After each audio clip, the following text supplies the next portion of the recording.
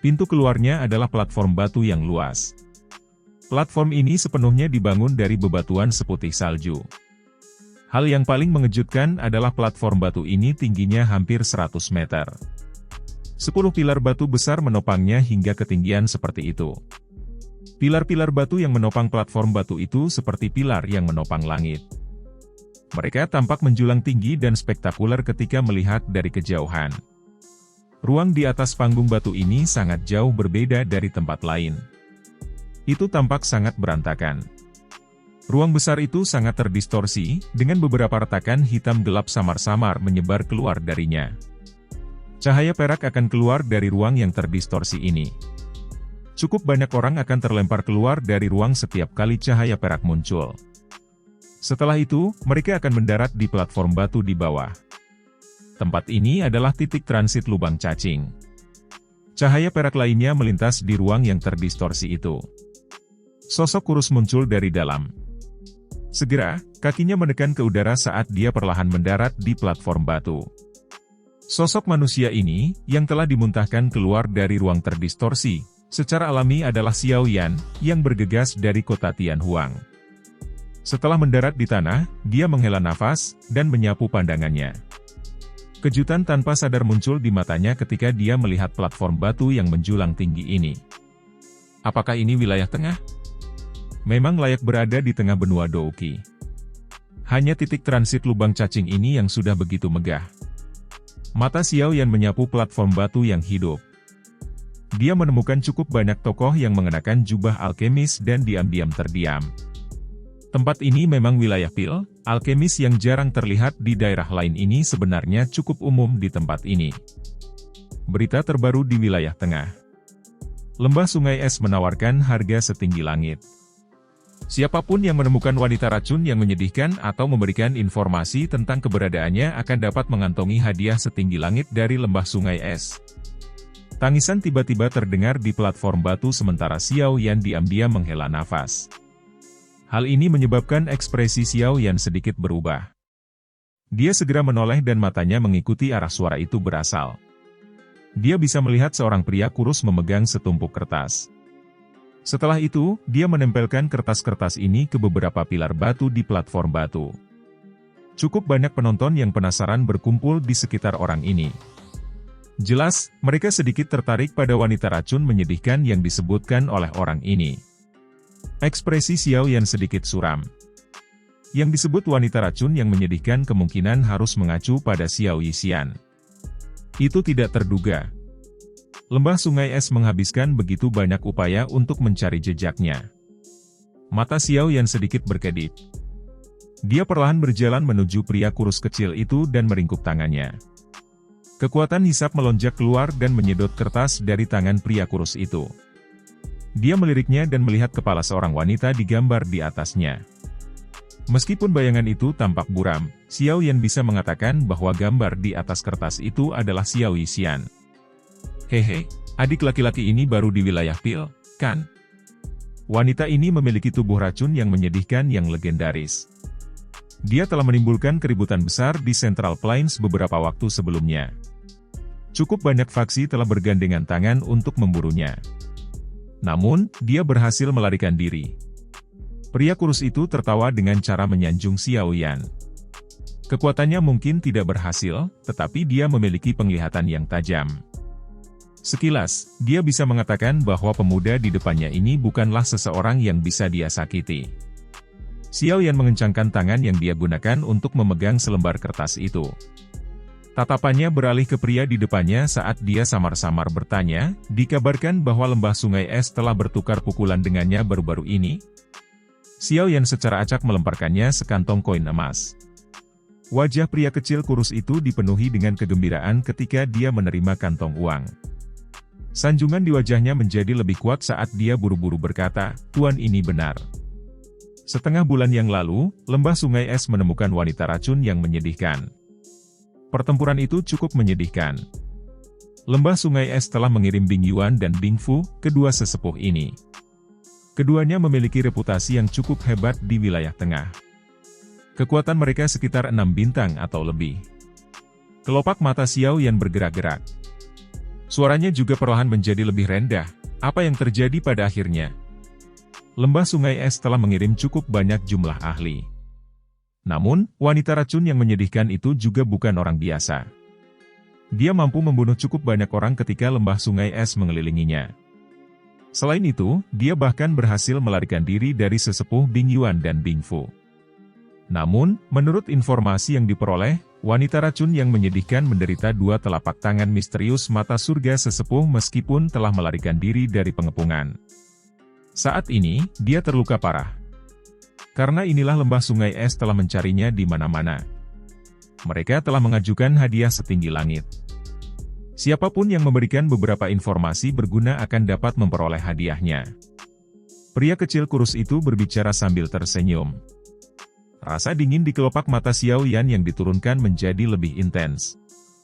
Dia perlahan berkata, di mana tempat lembah Sungai Es mengelilingi wanita racun yang menyedihkan saat itu? Aliran Dewa jatuh di utara. Namun, tempat itu pada dasarnya dikelilingi oleh orang-orang dari lembah Sungai Es. Mereka menduga bahwa wanita racun yang menyedihkan tidak melarikan diri terlalu jauh. Namun, mereka tidak berhasil mendapatkan berita apapun meskipun telah mencari untuk waktu yang lama. Pria itu menjawab dengan jujur. Apakah lembah Sungai Es satu-satunya yang mencoba menangkap wanita racun yang menyedihkan? Awalnya, cukup banyak faksi ingin bertindak.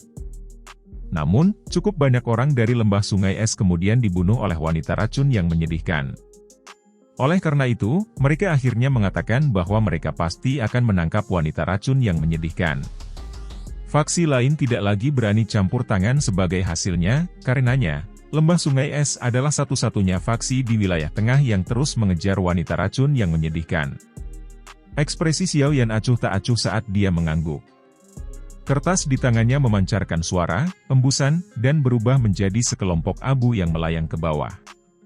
Dia juga tiba-tiba berbalik dan berjalan menjauh dari platform batu. Xiao Yan mengeluarkan peta yang diberikan Liu Qing setelah dia berjalan ke tepi platform batu. Dia dengan hati-hati mempelajarinya, mengidentifikasi arah, dan mengalihkan pandangannya ke utara. Dia dengan lembut bergumam pada dirinya sendiri, terlepas dari apakah itu kota Ye atau aliran Dewa Jatuh, keduanya terletak di arah ini. Namun, kota Ye lebih dekat. Aku seharusnya bisa mencapainya dalam waktu 1 hari. Sepertinya saya harus meningkatkan kecepatan saya. Berdasarkan apa yang dikatakan orang itu sebelumnya, kondisi Xiao Yi tidak terlalu baik. Niat membunuh melonjak di hati Xiao Yan saat memikirkan hal ini. Dengan kekuatan Xiao Yi, dia bisa bertarung paling banyak dengan bintang 6 Douzong bahkan jika dia membuka segel tubuh racun yang menyedihkan. Dia pasti tidak akan cocok untuk pihak lain jika mereka memiliki 2 Douzong. Lembah Sungai Es ini tampaknya telah menggunakan semua taktik mereka untuk menangkap Xiao Yi. Lembah Sungai Es, jika sesuatu terjadi padanya, aku yang kecil akan menjadi musuh yang tidak dapat didamaikan denganmu. Niat membunuh melonjak di mata hitam gelap Xiao Yan. Kakinya tiba-tiba menginjak tanah dan tubuhnya bergegas ke langit. Segera, itu berubah menjadi cahaya warna-warni yang bergegas ke langit utara dengan cara seperti kilat. Kota Yi tidak terlalu jauh dari posisi Xiao Yan. Itu hanya perjalanan sehari atau lebih. Namun, Xiao Yan berhenti sejenak saat menemukan beberapa kota di sepanjang jalan karena dia perlu mengumpulkan api binatang. Harus dikatakan bahwa wilayah Pil layak berada di tengah wilayah Central Plains atau bahkan benua Douki. Hal-hal jauh lebih mudah ditemukan di tempat ini dibandingkan dengan lokasi lain. Tentu saja, prasyaratnya adalah seseorang membutuhkan uang yang cukup atau sesuatu yang diminati pihak lain. Xiao Yan telah berhenti di 5 kota di sepanjang jalan. Akuisisinya secara tak terduga berlimpah. Dia telah memperoleh 12 api binatang dan juga menemukan cukup banyak bahan yang dia butuhkan untuk memperbaiki tubuh. Pengalaman berharga ini menyebabkan ekspresi suram Xiao Yan menjadi sedikit lebih santai. Xiao Yan juga memanfaatkan sepenuhnya waktunya selama perjalanannya untuk memperbaiki semua api binatang yang dia dapatkan, dengan pengecualian yang unik yang dia simpan untuk kegunaan lain, ke dalam tubuhnya. Setelah itu, dia secara bertahap menggabungkan mereka ke dalam benih api transformasi kehidupan, memungkinkan benih api dengan cepat berkembang. Pada saat Xiao Yan menggabungkan api binatang terakhir ke dalam benih api, sebuah kota hijau tua yang sangat besar samar-samar muncul di cakrawala yang jauh. Kota ini terletak di dataran datar. Lingkungan kota dipenuhi dengan hutan hijau yang rimbun. Banyak jalan lebar memanjang keluar dari hutan dan membentang ke cakrawala. Saya telah tiba. Xiao Yan menghela nafas lega saat melihat kota yang berdiri di dalam hutan. Sebuah pikiran segera terlintas di benaknya dan kecepatannya tiba-tiba meningkat. Penguasa kota Yi adalah klan Ye, yang pernah menonjol di wilayah Pil. Tentu saja, klan Ye saat ini tidak lagi memiliki kemuliaan yang dilakukannya saat itu. Meskipun demikian, seekor unta, yang akan mati karena kurus, lebih besar dari seekor kuda. Masih belum ada faksi lain di dalam kota Ye ini yang berani memprovokasi otoritas klan Ye. Menjadi penguasa kota ini, klan Ye terletak tepat di tengah kota. Semua tanah dalam jarak 1000 meter adalah rumah klan Ye. Biasanya, orang biasa tidak diizinkan masuk ke dalamnya. Pertahanan tempat ini juga sangat ketat. Tentu saja, ini hanya kasus untuk seorang ahli biasa. Aku pasti tidak akan menikah dengan Cao Dan itu. Pada saat ini, sebuah argumen telah terjadi di dalam ruang pertemuan klan Ye. Seorang wanita berpakaian biru menangis dengan marah. Wajahnya yang indah dan cantik dipenuhi dengan kemarahan pada saat ini. Omong kosong. Seorang pria tua berpakaian hijau di dalam ekspresi ruang rapat tenggelam saat dia berkata, bukannya Anda tidak menyadari situasi seperti apa klan Ye berada. Klan Cao juga merupakan salah satu dari 5 klan besar. Mereka sangat cocok untuk klan Ye kami. Selain itu, Cao Dan adalah seorang jenius alkemis langka di klan Cao. Dengan menikahinya, Anda tidak hanya akan mencegah bahaya klan Ye dari tersingkir dari 5 klan besar, tetapi Anda juga akan menemukan keluarga yang baik untuk menikah. Bahkan jika aku benar-benar menikahi Cao Dan, apakah menurutmu kita bisa menyelesaikan krisis ini? Klan Cao dipenuhi dengan ambisi liar. Mereka sudah lama ingin menelan klan Ye kami. Dengan melakukan ini, Anda hanya mengantarkan diri Anda untuk dimakan. Wanita berpakaian biru itu membalas dengan marah. Kata-katanya menyebabkan pria tua berpakaian hijau itu menjadi kusam. Dia segera berbicara dengan suara yang dalam, jika ini tidak berhasil, lalu mengapa Anda tidak memberitahu saya apa yang harus kita lakukan? Jangan bilang bahwa Anda berencana untuk mengandalkan jenius apapun dari Akademi Jianan yang Anda bicarakan untuk datang dan menyelamatkan kami.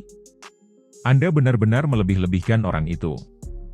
Bahaya yang dihadapi klan Ye kami bukanlah sesuatu yang dapat dihilangkan oleh kucing dan anjing acak. Selain itu, Anda sudah berbicara tentang orang itu untuk waktu yang lama, tetapi kapan kita akan melihatnya? Saya pikir dia sudah lama menghilang. Di mana dia akan mendapatkan nyali untuk datang dan ikut campur dalam masalah seperti itu? Wanita berpakaian biru itu kusam sesaat setelah mendengar ini. Untuk sesaat, dia tidak dapat menemukan kata-kata untuk membantahnya. Beberapa kucing dan anjing acak juga tidak tertarik untuk membantu Anda menyelesaikan krisis apapun. Sementara wanita berpakaian biru itu terdiam, suara dingin dan acuh tak acuh tiba-tiba bergema di aula besar. Suara yang dikenalnya melekat di telinga wanita berpakaian biru itu. Dia awalnya terkejut sebelum dia berbalik dengan wajah penuh sukacita. Tangisan gembira tanpa sadar dipancarkan saat melihat sosok muda yang perlahan muncul di pintu masuk aula, kakak Xiao Yan. Sosok seperti hantu perlahan muncul di pintu masuk aula besar sementara sepasang tatapan acuh tak acuh menyapu semua orang di dalamnya.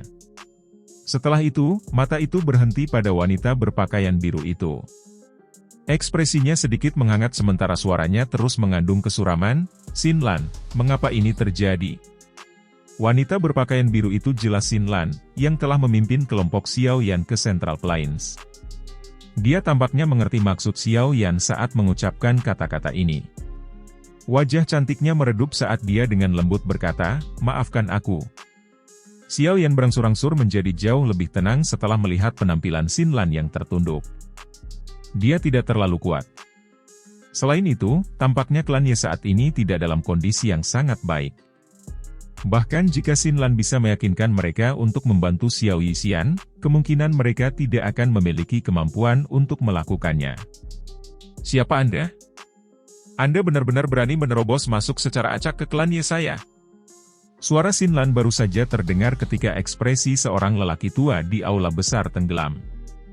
Dia berdiri dan dengan marah menangis pada Xiao Yan. Ada beberapa tetua lain di dalam klan Ye di sampingnya. Mereka juga menatap Xiao Yan dengan mata marah yang sama. Beberapa generasi yang agak muda memiliki ekspresi sombong di mata mereka. Meskipun klan Ye saat ini menurun, itu tidak dalam keadaan di mana ada orang yang bisa datang dan memprovokasi mereka. Selain itu, orang ini sebenarnya adalah seorang pemuda yang seumuran dengan mereka. Xiao Yan melirik orang tua ini. Dia hanyalah bintang 1 Douzong. Selain itu, dari penampilan kursi yang dia tempati, posisinya di dalam klan Ye seharusnya cukup tinggi. Namun, Xiao Yan benar-benar mengabaikannya. Satu-satunya di aula besar yang bisa menarik perhatian Xiao Yan adalah pria tua berpakaian hijau yang duduk di kursi pemimpin. Melihat aura agung yang mengelilinginya, kemungkinan orang ini adalah bintang 6 Douzong. Ikuti aku, bawa aku padanya. Mata Xiao Yan menatap Xinlan saat dia berbicara dengan suara dingin. Xinlan mengatupkan gigi peraknya ketika dia mendengar ini. Setelah itu, dia mengangguk dengan penuh semangat. Dia telah memimpin Xiao Yi dan Xiao Yan ke Central Plains, tapi tidak memberi mereka perlindungan. Sebaliknya, dia tidak berdaya untuk melakukan apapun ketika Xiao Yi jatuh ke dalam situasi berbahaya. Dasar anak muda yang kurang ajar. Orang tua yang berteriak marah sebelumnya memiliki ekspresi yang lebih marah saat dia benar-benar diabaikan oleh Xiao Yan. Tangannya menghantam permukaan meja dengan keras. Orang bisa mendengar ledakan dan meja keras itu hancur menjadi bubuk. Dia segera melambaikan lengan bajunya dan kursi di belakangnya membawa kekuatan liar dan keras saat menembak ke arah Xiao Yan. Xiao Yan benar-benar tanpa ekspresi. Ketika kursi kayu itu masuk dalam radius 10 kaki, orang bisa mendengar suara embusan yang teredam.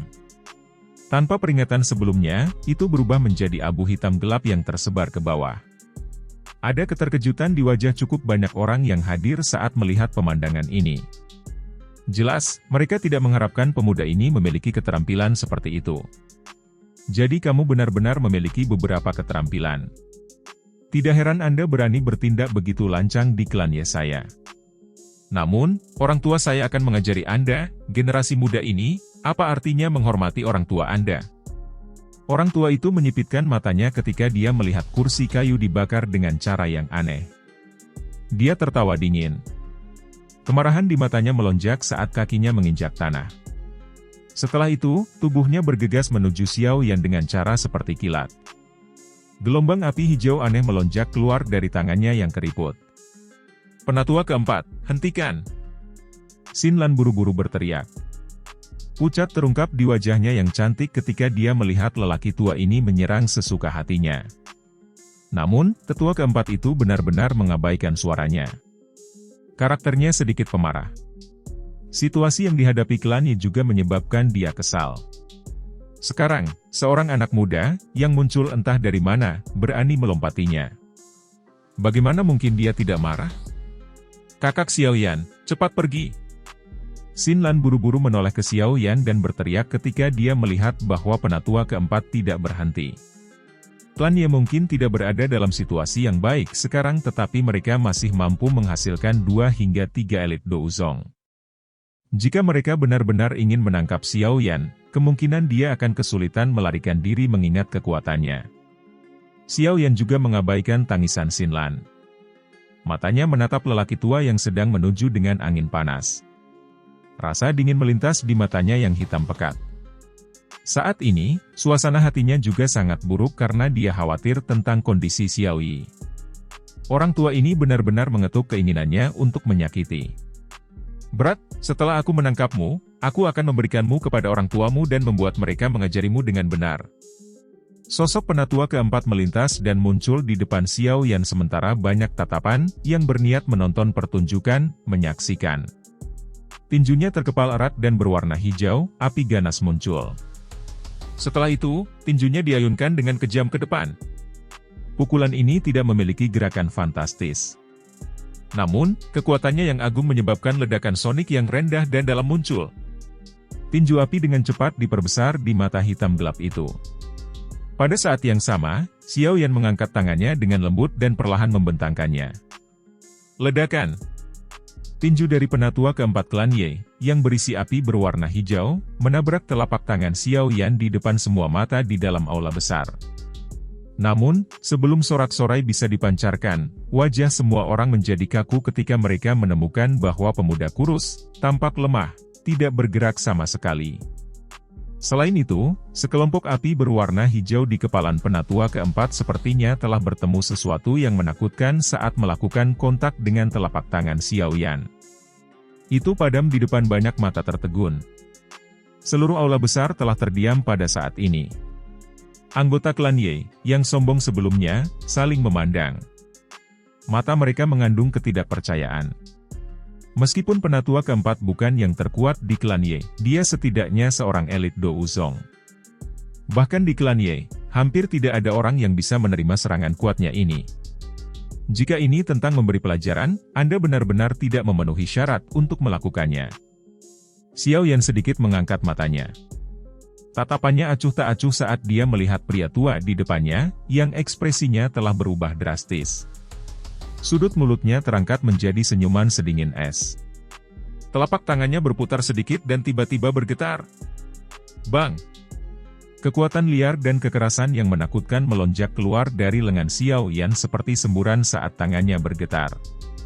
Setelah itu ditransmisikan ke tubuh penatua keempat klan Ye. Ledakan! Kekuatan tersembunyi yang berisi api surgawi dengan licik menghancurkan semua pertahanan penatua keempat. Wajahnya langsung memucat. Tubuhnya sepertinya mengalami pukulan berat saat dia terbang mundur dan bertabrakan dengan pilar besar di aula. Seteguk darah segar dimuntahkan di depan mata semua orang yang terkejut. Aula besar yang awalnya sepi menjadi sunyi senyap ketika mereka melihat penatua keempat, yang pingsan setelah memuntahkan darah. Bahkan Xin Lan tanpa sadar menutup mulut kecilnya dengan tangannya. Wajahnya tertegun. Di masa lalu, dia tahu bahwa Xiao Yan memiliki kemampuan untuk bertarung dengan elit Do Wuzong.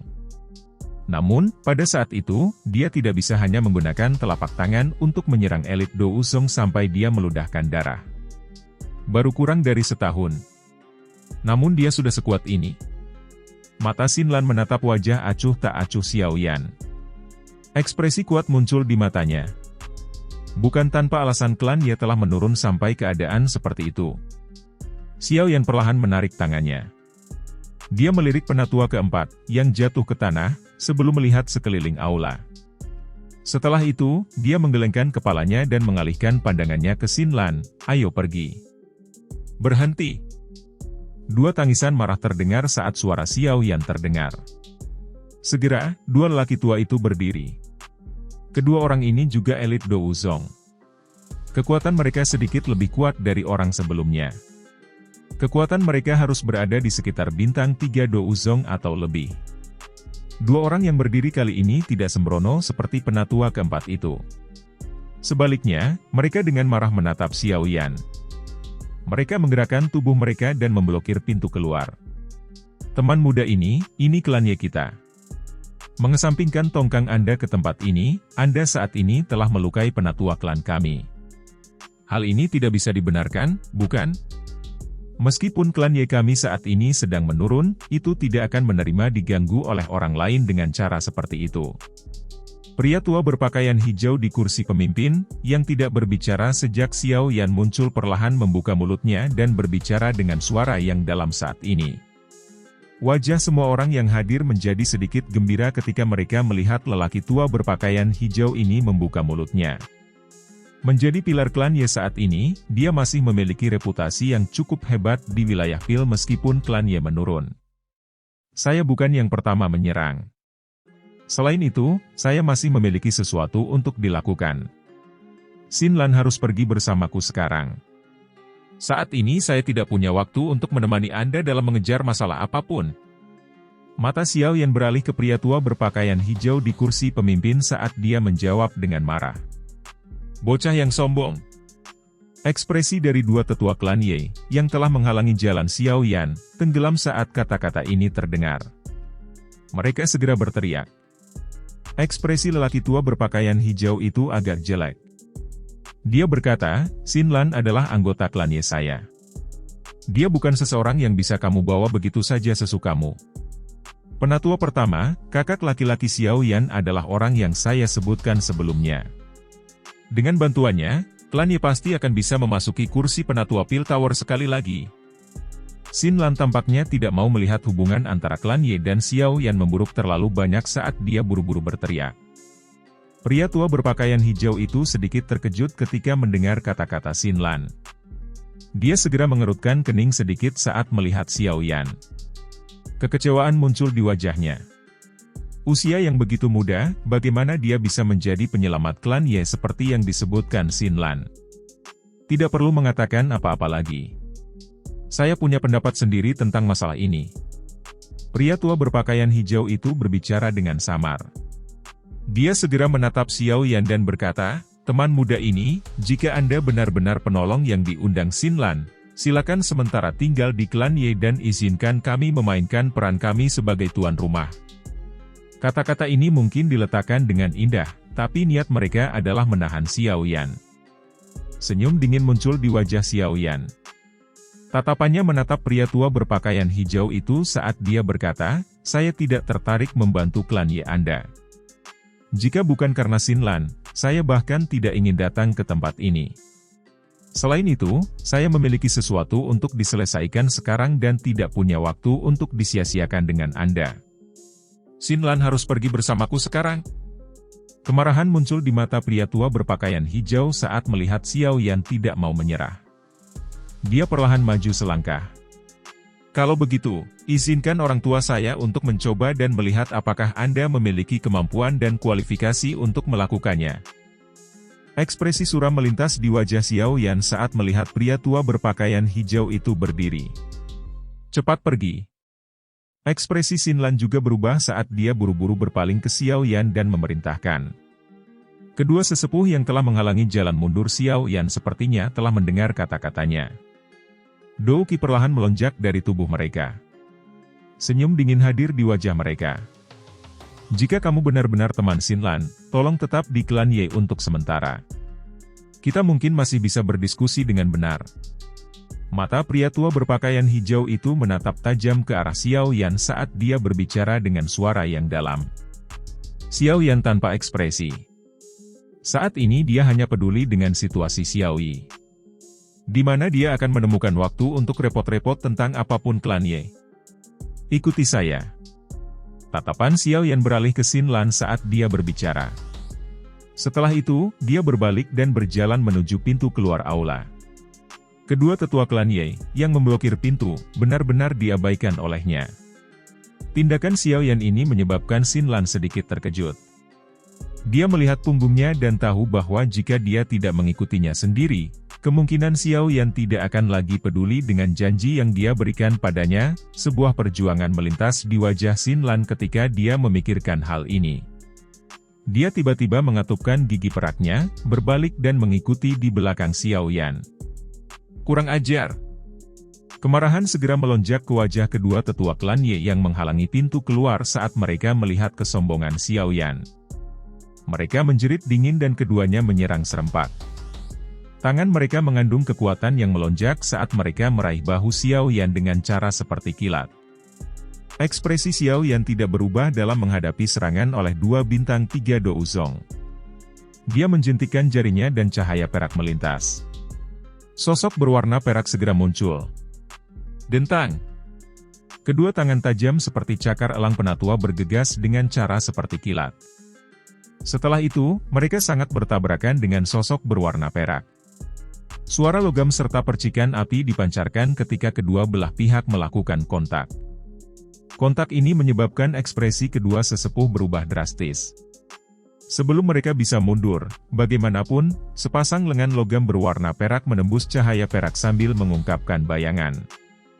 Mereka dengan kejam mendarat di dada masing-masing dari keduanya dengan kecepatan yang begitu cepat sehingga mereka tidak bisa bereaksi. Ledakan. Tinju metalik berwarna perak tidak membawa Dou Qi yang agung. Namun, itu melepaskan kerusakan mengejutkan ketika tinju mendarat di tubuh kedua sesepuh. Keduanya terbang kembali seperti layang-layang dengan tali putus. Akhirnya, mereka dipaksa keluar dari aula. 2 suap darah segar dimuntahkan segera setelah itu. Bagian dalam aula sekali lagi dalam keheningan total ketika semua orang melihat kedua sesepuh, yang tiba-tiba dikirim terbang dari aula besar. Cukup banyak orang diam-diam menelan seteguk air liur. Banyak mata terkejut berhenti pada cahaya perak di samping Xiao Yan. Setelah hilangnya cahaya perak ini secara bertahap, sosok berwarna perak perlahan terungkap. Ini yang terakhir kali. Lain kali, saya tidak akan menunjukkan belas kasihan. Punggung Xiao Yan menghadap orang-orang dari klan Ye. Suaranya mengandung niat membunuh sedingin es. Rintangan yang berulang secara bertahap menghabiskan kesabarannya. Ekspresi suram pria tua berpakaian hijau di kursi pemimpin perlahan menjadi serius. Matanya menatap tajam pada sosok manusia yang benar-benar masih berwarna perak di samping Xiao Yan. Dia merasakan perasaan berbahaya dari tubuhnya. Saat ini, boneka iblis bumi tidak diragukan lagi telah sangat diperkuat setelah menyerap pil petir di lembah api membakar. Menurut tebakan Xiao Yan, itu harus bisa bertarung langsung melawan bintang 7 Douzong. Penatua pertama dari klan Ye ini hanyalah Douzong bintang 6. Tidak mungkin baginya untuk menjadi pasangan untuk boneka iblis bumi. Ini, boneka? Mata pria tua berpakaian hijau itu berhenti sejenak pada boneka iblis bumi. Akhirnya, dia tampaknya telah menemukan sesuatu. Matanya menyipit saat dia perlahan berbicara, menatap Xiao Yan dengan terkejut saat dia melakukannya. Xiao Yan tidak menjawab. Dia melambaikan lengan bajunya dan sekali lagi menyimpan boneka iblis bumi ke dalam cincin penyimpanannya. Dia menuntut, bisakah saya membawa Xinlan bersama saya sekarang? Pria tua berpakaian hijau itu mengerutkan kening. Tatapannya terfokus pada Xiao Yan. Pemuda misterius ini tidak hanya mencapai kelas Douzong pada usia muda, tapi dia juga memiliki boneka dengan kekuatan yang membingungkan. Tampaknya latar belakangnya cukup mengesankan. Tidak heran Xinlan akan selalu percaya diri ketika berbicara tentang dia. Orang tua saya adalah Ye Zong, penatua pertama dari klan Ye. Apakah teman muda ini bernama Xiao Yan?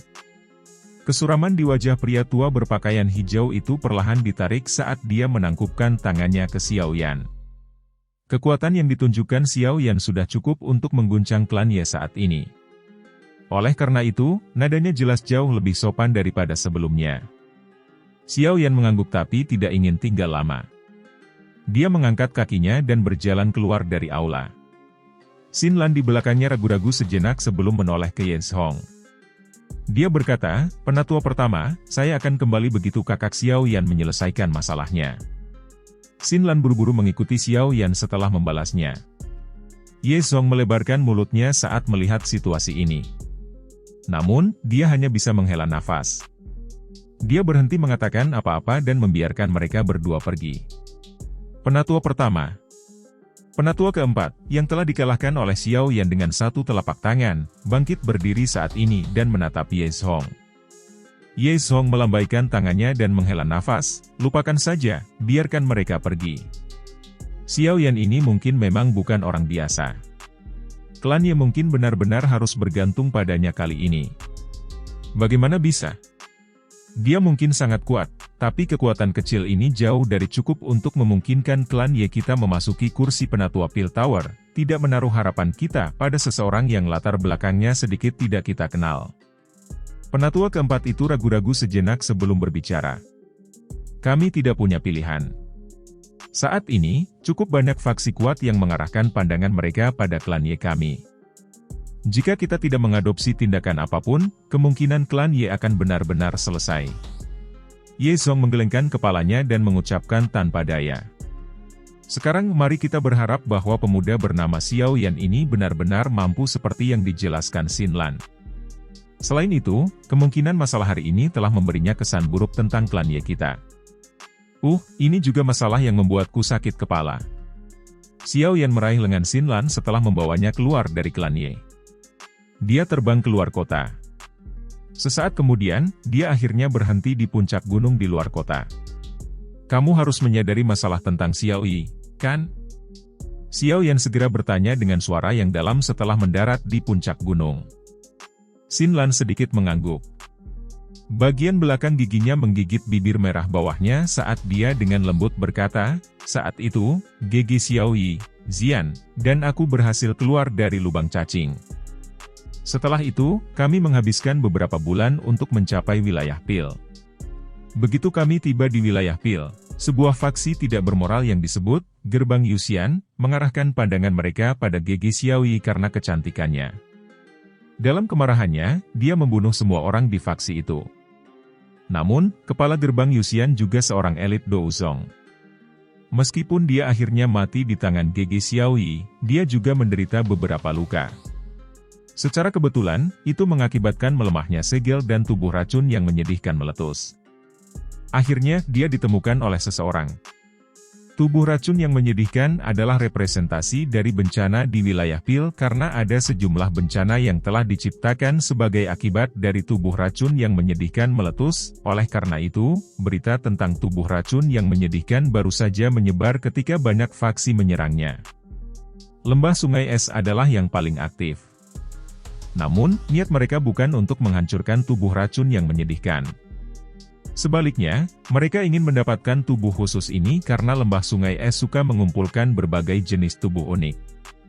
Setelah itu, mereka akan menggunakan metode khusus untuk mentransfer jiwa seorang ahli di dalam lembah ke dalam tubuh. Dengan demikian, mereka akan dapat memperoleh beberapa kemampuan di tubuhnya. Ekspresi Xiao Yan berangsur-angsur menjadi gelap dan serius saat mendengar kata-kata Xin Lan. Lembah Sungai Es ini memang bukan sesuatu yang baik. Beberapa waktu sebelumnya, tempat Xiaoyi bersembunyi ditemukan oleh lembah Sungai Es. Setelah itu, dia bertukar pukulan dengan ahli pihak lain dan menderita cedera serius, kakak Xiao Yan.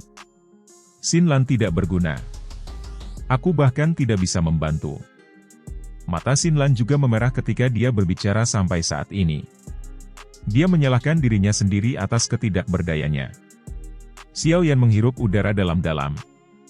Dia melambaikan tangannya dan berkata, "Ini bukan salahmu, kamu harus tahu di mana Xiaoyi saat ini, kan?"